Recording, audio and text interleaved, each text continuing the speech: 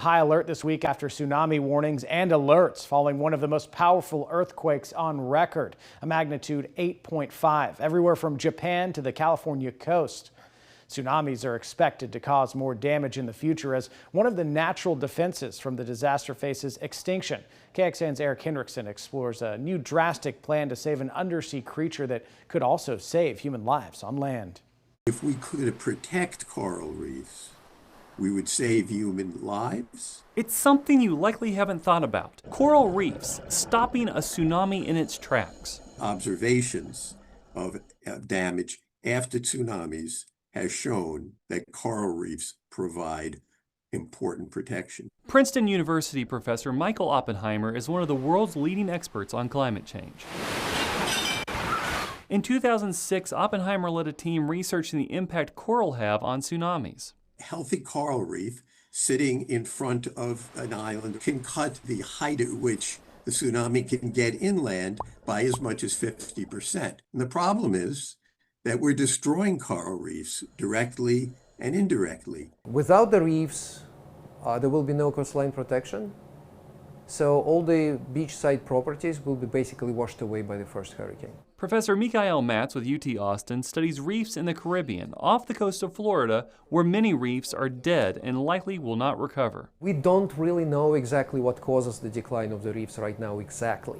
In a paper published this month, Matz and other top scientists argue the time for radical action is now.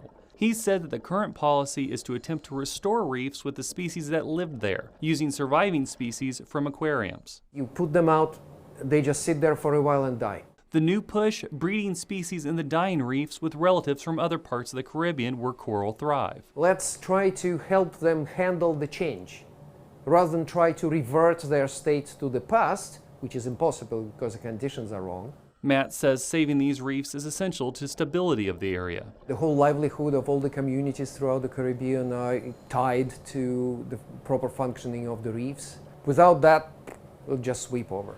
The whole islands will disappear. In Austin, Eric Hendrickson, KXAN News.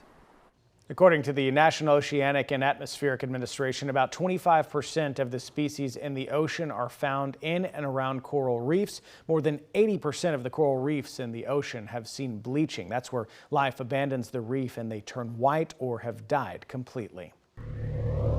Giving some depth here, that's why there's an effort to create artificial reefs. The world's largest artificial reef will be the SS United States. It's currently undergoing cleaning in Mobile, Alabama. Once done, it would be then taken out to sea and sunk underwater off the coast of Florida.